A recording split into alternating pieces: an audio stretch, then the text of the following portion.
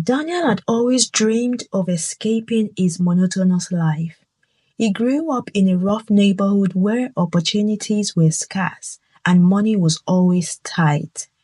His parents worked multiple jobs, barely making ends meet, and Daniel swore he would find a way to break the cycle of struggle. He worked a dull job at a local convenience store, stocking shelves and ringing up impatient customers, barely scraping by, wishing for a miracle. Every evening after his shift, he would stop by the same gas station on the corner, buy a cheap microwave dinner, and on impulse, a single lottery ticket. It was a habit born out of desperation, a ray of hope in an otherwise predictable life.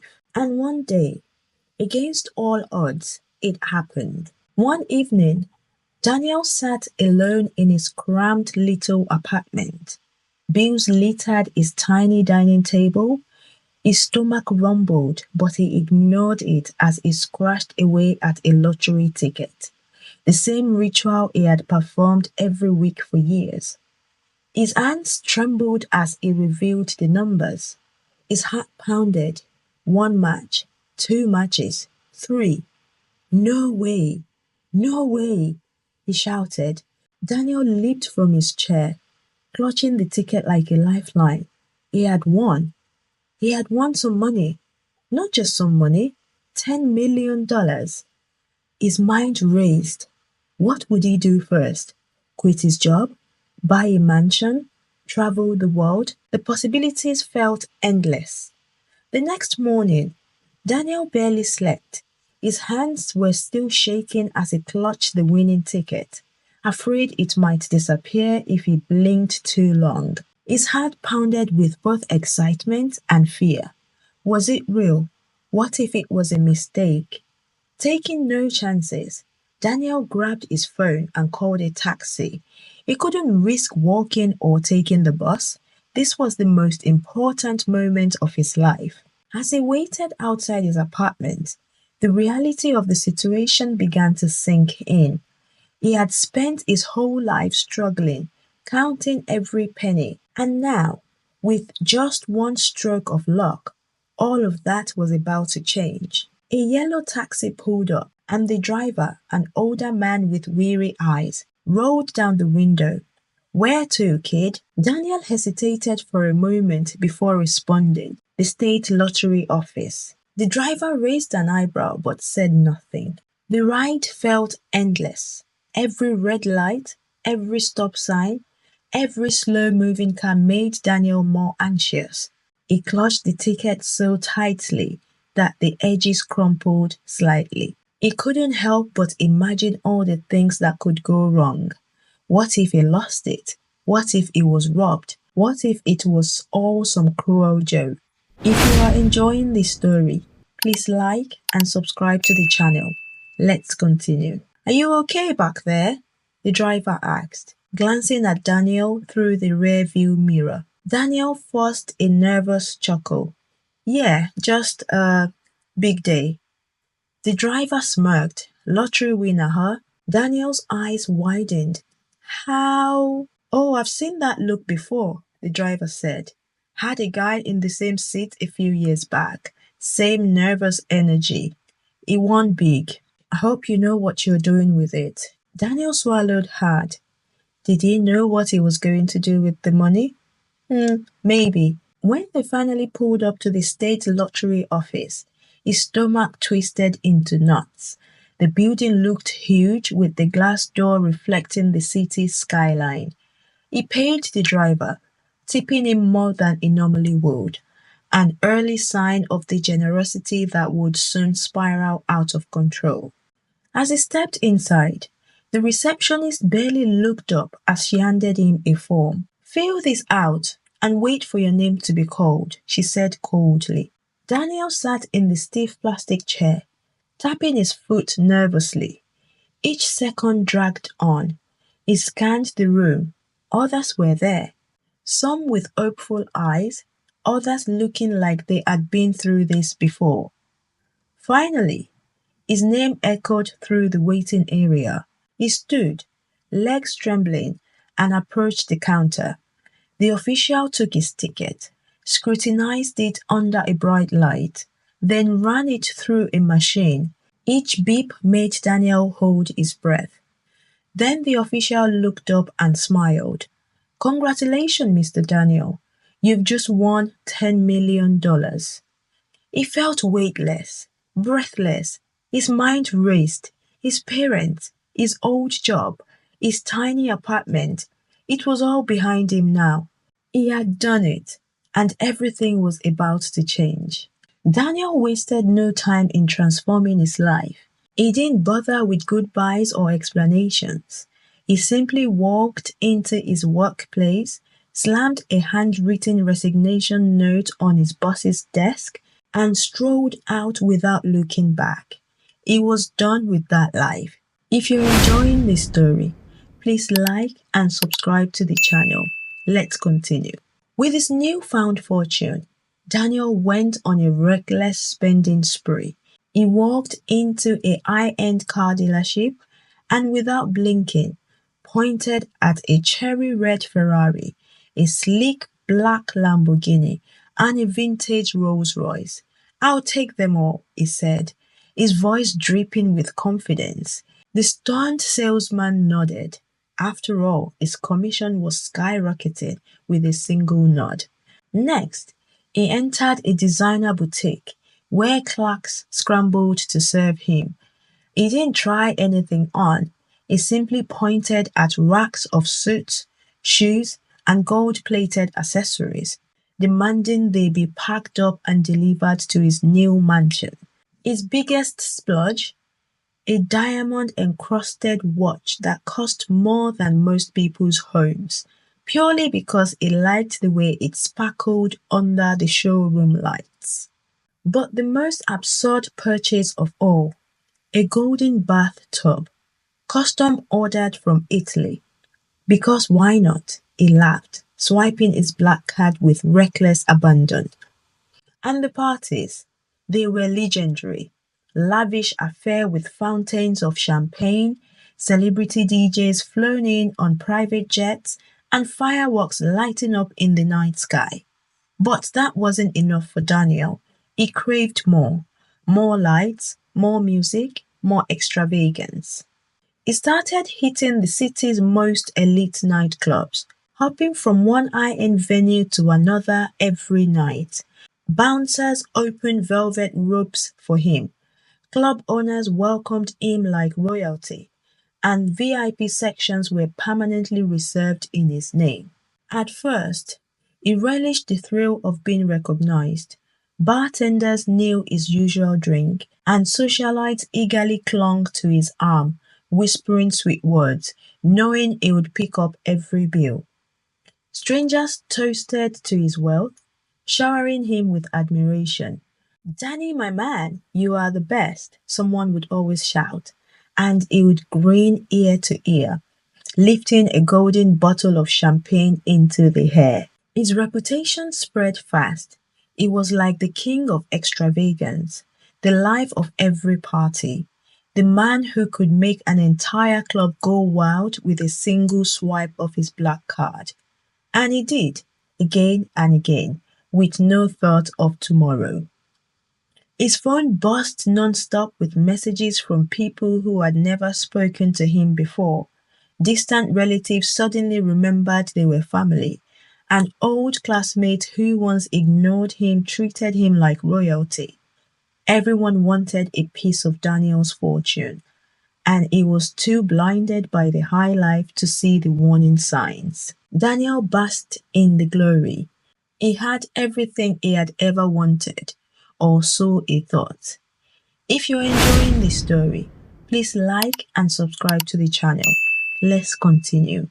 A month later, the parties had died down, but Daniel's spending remained relentless. The once thrilling nightlife had become a desperate escape, an addiction he couldn't shake. The clubs, the cars, the luxury, all of it fueled by an illusion of infinite wealth. The stacks of bills he ignored grew into mountains, the bank statements unread, the warning calls unanswered. Then one morning, his phone rang. He answered groggily, a headache pounding from the previous night's excessive drinking. "Sir, your account is overdrawn," said the banker's voice, cold and detached. Daniel laughed. "That's impossible. I had millions." "Not anymore. Your spending has exceeded your balance. Your mansion is being repossessed." He sat up, his mind racing. He checked his account. Zero, nothing left. The millions had vanished into a whirlwind of indulgence and recklessness. Panic gripped him. He dialed the numbers of his so-called friends. No one answered. He sent frantic messages pleading for help. The same people who had once cheered his name, who toasted to his fortune, had moved on. The club owners, the bartenders, the women who once clung to his arm, they all disappeared as if he had never existed. Reality hit him like a brutal storm. His mansion was taken, and his luxury cars were repossessed. He wandered the streets in disbelief, knocking on the doors of those he had once called friends. They barely acknowledged him, shutting their doors in his face. Alone, with nowhere to go, he sat on a cold street curb, staring at his empty hands. Just weeks ago, they held a fortune. Now they held nothing. By the end of the month, Daniel found himself back where he started, penniless, abandoned, and utterly alone. If you're enjoying this story, please like and subscribe to the channel. Let's continue. With nowhere to go, Daniel wandered the streets, the glow of the city now a cruel reminder of the life he had recklessly burnt through. He shivered as the cold wind cut through his thin jacket, once designer, now tattered. His stomach growled, but he had no money left to make it quiet. He collapsed onto a park bench, burying his face in his hands. Regret churned in his gut, heavier than the hunger he was feeling. He had been a king for a moment, and now he was nothing more than a forgotten ghost of excess. "You look like someone who had it all and lost it," a voice said beside him. Daniel looked up startled. An old man sat there with a wrinkled face. His eyes, however, carried the weight of experience. "Yeah," Daniel admitted. "I won the lottery. Thought I had it all." The man let out a chuckle, shaking his head. "Let me guess. You spent it all on things that didn't matter, and now you're left with nothing?" Daniel swallowed the lump in his throat and nodded, shame creeping into his voice. "I was you once," the man continued. His tone was not unkind. "I had money, but I lost myself in it. I spent without thinking, thought I was invincible. But money isn't the problem, son. It's how you handle it." Daniel exhaled with a broken sigh. For the first time in weeks, he didn't just hear someone talking, he listened, really listened. That night, he made a decision. He wouldn't let his mistakes define him. With nothing but determination and the lesson painfully learned, he took the first job he could find, cleaning floors at a local high school. Each night, as he scrubbed away the dirt, he reflected on how he had let everything slip through his fingers. One evening, as he pushed a mop across the hallway, a student passing by stopped and stared. "Hey, aren't you Daniel, the lottery guy?" Daniel froze. Shame burned through him, but instead of denying it, he took a deep breath. "Yeah, that was me." Word spread quickly, and soon the school invited him to speak at an assembly. Standing in front of a sea of young faces, he told his story, not as a cautionary tale, but as a raw, honest account of how wealth without wisdom led to ruin. The room was silent as he finished. "Money doesn't make you rich," he said, his voice steady with conviction. "Knowledge does. If you don't respect money, it won't respect you. If you're enjoying this story, please like and subscribe to the channel. Let's continue. His words resonated beyond the school. Moved by his honesty and the rawness of his experience, the school administration saw potential in him. They offered him an opportunity, not just to tell his story, but to rebuild himself.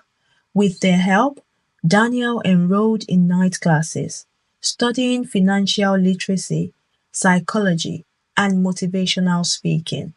For the first time in his life, he wasn't chasing money, he was chasing knowledge. As he gained confidence, invitations to speak at other schools and colleges poured in. What started as a single talk turned into a movement. Students, many of whom had grown up dreaming of quick riches, resonated with his words. They saw themselves in his story, young, ambitious, but vulnerable to the temptations of wealth without wisdom. Soon, Daniel was traveling across the country, addressing packed auditoriums, his voice echoing with hard-earned truth. He wasn't just telling his story, he was preventing others from making the same mistakes. His name, once associated with reckless fortune, became synonymous with resilience and transformation. He had lost millions, but he had found something greater: purpose, wisdom, and the power to change lives. He had rebuilt himself, not with riches, but with knowledge and resilience. Daniel, now older and wiser, sat in a modest home filled with warmth and love. On his wall hung a framed lottery ticket, the very ticket that had once brought him fortune and ruin. It was no longer a symbol of regret, but a reminder of the journey that transformed him. He smiled, reflecting on the life he rebuilt. He had lost millions, but in return, he had gained something far greater: the ability to influence and inspire. Young people across the country now looked up to him, hanging on to his every word as he shared the harsh realities of wealth without wisdom. They saw themselves in his story, knowing that if he could rise from the ashes, so could they. What had started as a simple school speech had turned into a nationwide movement. Universities, community centers, and even corporations invited him to speak. People lined up just to shake his hand, to thank him for changing their lives. He had unknowingly become a force of transformation, a mentor to those at crossroads. Money doesn't make you rich, he always told them. Knowledge does. If you don't respect money, it won't respect you. And that lesson, he knew, would outlive any fortune he could have ever spent. If this story taught you something, share it with someone who needs to hear it.